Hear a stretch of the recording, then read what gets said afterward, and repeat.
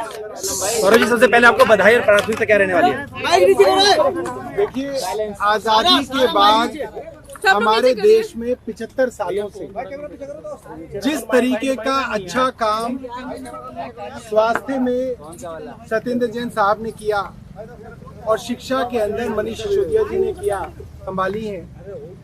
जैसे भगवान राम जब वनवास गए तो 14 साल तक उनके भाई भरत ने उनका कामकाज संभाला, तो मैं और आतिशी भी उसी तरीके से मनीष जी का और सत्येंद्र जैन साहब का काम संभालेंगे और ईश्वर से ये निवेदन करेंगे, प्रार्थना करेंगे कि वो जल्द से जल्द जेल से रिहा होके आएं और अपना काम वापस संभालें।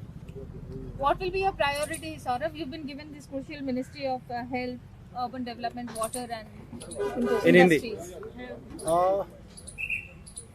3 बड़े महकमे जो हैं अरविंद केजरीवाल जी के फ्लैगशिप महकमे बताए जाते हैं। हेल्थ और एजुकेशन हमेशा से रहा है और दिल्ली के अंदर अब यमुना पे काम करना, यमुना की सफाई करना, यमुना को साफ और निर्मल बनाना और हर घर तक पानी पहुंचाना, ये हमारे जो है बेसिकली एजेंडा रहेंगे। और जो काम पिछले कुछ दिनों से थोड़ा स्लो हुआ है, क्योंकि जिस तरीके से केंद्र सरकार हमले कर रही है, दिल्ली वालों के काम को स्लो करने की कोशिश की गई है, उनको तेजी से करें। आपकी शिकायतें होती है कि एलजी काम नहीं करने देते हैं। फाइलें रुकी पड़ी हैं कई सारी, वो कैसे क्लियर? अब एलजी साहब से तो हम लोग निवेदन ही कर सकते हैं कि एलजी साहब हमें और दिल्ली वालों को काम करने दें, काम बेहतर हो जाए। अब आगे जैसा होगा वो आपके सामने आएगा। What will be the biggest challenge, Saurabh, given the time that you are joining as a minister, with the kind of credibility crisis that your government may have in the eyes of some people? What is the biggest challenge that you have? देखिए, केंद्र सरकार हर कोशिश करेगी काम को रोका जाए और पिछली बार दिल्ली वालों ने हमको मौका इसलिए दोबारा दिया क्योंकि वो लोग रोकते रहे और हम काम करते रहे। और जब जब कोई सरकार रोकने की कोशिश करती है तो लोगों को भी ये बात समझ में आती है और इन विपरीत परिस्थितियों के बावजूद अगर हम अच्छा काम करते हैं तो लोगों का आशीर्वाद हमें मिलेगा। मुख्यमंत्री अरविंद केजरीवाल आप ये पदभार संभाल रहे हैं, पहले ट्रांसपोर्ट ये गया एएनआई का निकल गया, एक सेकंड सीरियसली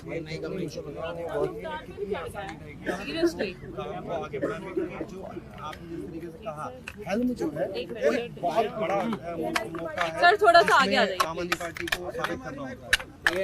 एएनआई के तार छोड़ो बोलने तो केंद्र सरकार बहुत हमलावर है और जिस तरीके के हमले केंद्र सरकार आज आम आदमी पार्टी पे कर रही है, इस तरीके के हमले कभी नहीं देखे गए किसी अपोजिशन पार्टी पे। इस तरीके के हमले सुने भी नहीं गए कि आपके 2 सबसे बड़े नेताओं को जेल में डाल दिया हो और एक विच हंट चल रहा हो कि किसी ना किसी तरीके से इनकी पार्टी के नेताओं को जेल में डाला जाए। तो परिस्थितियां बहुत जो है अच्छी नहीं है, मगर पहले की तरह इस बार भी दिल्ली वालों के लिए काम करें। So will you be able to fill in the shoes of आपको लगता है कि आप भर पाएंगे? देखिए, केंद्र सरकार ने दिल्ली सरकार के 2 वरिष्ठ मंत्री, हमारी पार्टी के 2 सीनियर नेताओं को, मनीष सिसोदिया जी को और सत्येंद्र जैन जी को झूठे केसेस और झूठे आरोपों के तहत जेल। लेकिन क्योंकि दिल्ली के अरे तो नीचे कर लो ना यार, कैमरे में सीधे। जब तक मनीष सिसोदिया जी और सत्येंद्र जैन जी इन झूठे केसेस से रिहा होकर नहीं आते हैं, तब तक सौरभ भारद्वाज जी और मुझे माननीय मुख्यमंत्री अरविंद केजरीवाल जी ने जो जिम्मेदारी दी है, दिल्ली के लोगों के लिए जो जिम्मेदारी दी है, हमारी काम रहेगा उसको वहन करना, दिल्ली के लोगों के काम को करते रहना।